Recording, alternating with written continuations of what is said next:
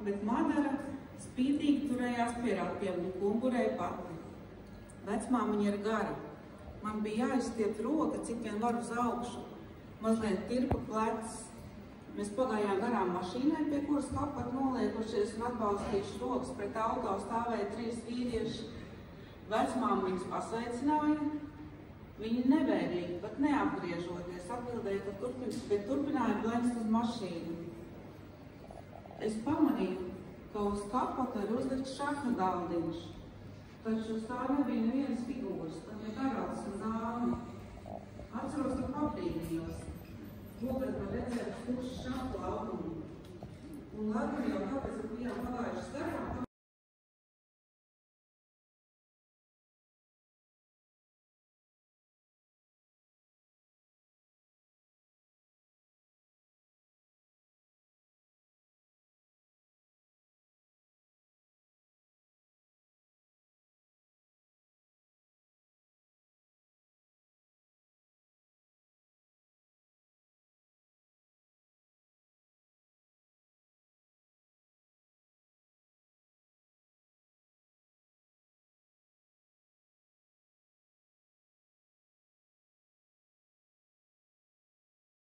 Viņi pamazām aiziet, ja es nemāk vai negrib pareizi lietot. Es neaiziešu. Es nekur netaisos aiziet. Es zinu, kā ir jālieto pareizi. Paldies.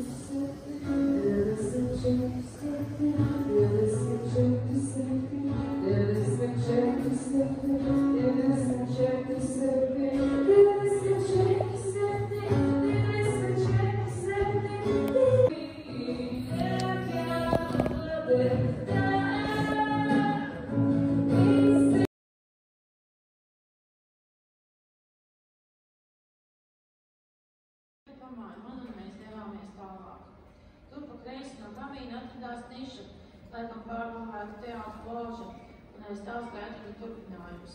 Tā galā bija durvis, uz kurām tādiem pašiem burtiem kā nama nosaukums vēstīja Kamīla. Pēkšņi kā naša doriens krūtīs iedzēla spējuši uztraukums.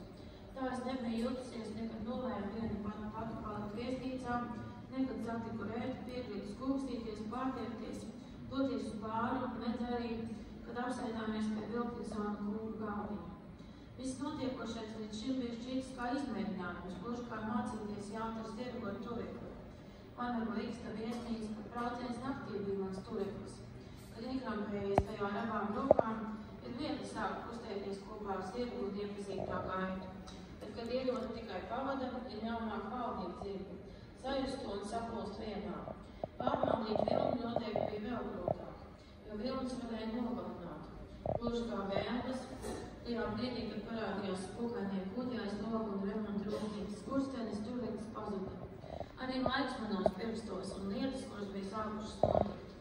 Visa pasaules sašaurinājās līdz šiem durvīm. Lai gan izskatījos bažīgi, jo reti pieskārās manai plauksnē. Es uz šejieni atnācu, bet aizstāvot dzirdu, viņa teica, uzreiz pēc traumpunkta. Pamāju galvu.